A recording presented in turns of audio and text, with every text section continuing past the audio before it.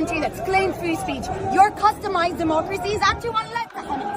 And now we're watching an occupation, and we are watching the result of your silence, of your misrepresentation of Arabs, of your dehumanization of Arabs. What do you have to say for yourself? You have a duty. In there. 7 sisters. You have a duty to say what's right. And 3 brothers. I want your voice to be recorded.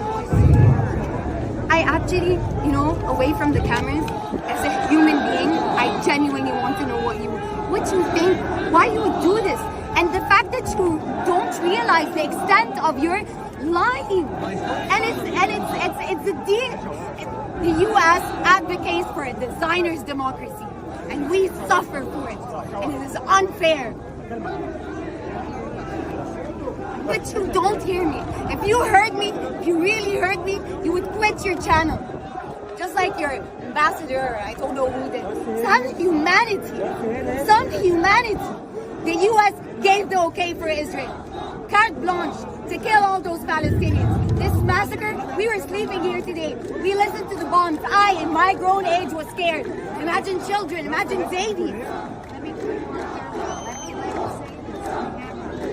Will you even air it? Will you edit it? Okay, fine. You get your time. 1 second. Play. Oh, right, you're right here. Okay, put my microphone on. You speak Arabic? Only a little bit. I'm just gonna... First of all, tell me your name. My name is Rahmah. I am an Egyptian. So tell me why you're here today. I am here today because of a multitude of things. First, the unfair occupation that's lasted for 70 plus years, and the fact that Gaza has been dubbed an open-air prison with Palestinians, no access to water, no access to be able to move in or out, not able to maneuver.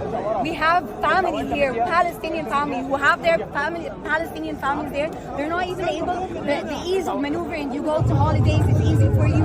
It's not that easy for them. Life is so difficult. It's against human rights. Israel has breached human rights time and time again, and it seems that it is above of international law. We are here to speak the truth because I'm not going to generalize, but a lot of Western channels have been aiding in the dehumanization of Arabs. You say 100, when I say the word Muhammad, how does that make you feel? You immediately flinch because that's what's been happening. So now when 1,000 plus Palestinian babies die, you don't feel the same. You don't feel the same as when I tell you one of your own has died. But these are our own. And it is unfair, and Egypt will stand with Palestine. I know Israeli politics, and they try and divide us, and they try and make you seem like we are weak. But let me tell you something, we are not weak. And we stand with the Palestinians, and we stand with Arabs. And they try and change the narrative because you own the narrative, see? This is our problem. You own the narrative. You own the United Nations. You own Hollywood. You own all these mouthpieces. Where are our voices? Our voices need to be heard as well. We've been watching your channels, and instead of mourning our dead, instead of mourning these Palestinian children, we've been having to deal with more dehumanization of Arabs. We've been having to deal with more ridiculous rhetoric to the extent that one Arab came and just had a farcical interview because there's no more logic. There's no more logic in debating with you. You don't listen. It's like you have, Israel has a fact book. Israel has a fact book. It's honest. Anything is honest. The Palestinians are animals and they need to die. And this is what's been happening. Get our voices across. Fair coverage. It is so... You can't cut your families on the other side. I have 7 sisters and my father, my mother, grandmother, uncles. All my family is there. I can't contact with them. I don't know if they are okay or not. I'm here to know that. Yeah, we're trying to find out if they're okay. Israel has just been breaching too many international laws. The fact that it's been coming across as above the law. Who's to speak for these children? Who's to speak for Palestinian children? Who? Seriously, no, I'm actually asking you. Who's to speak to who's to speak for those Palestinian children?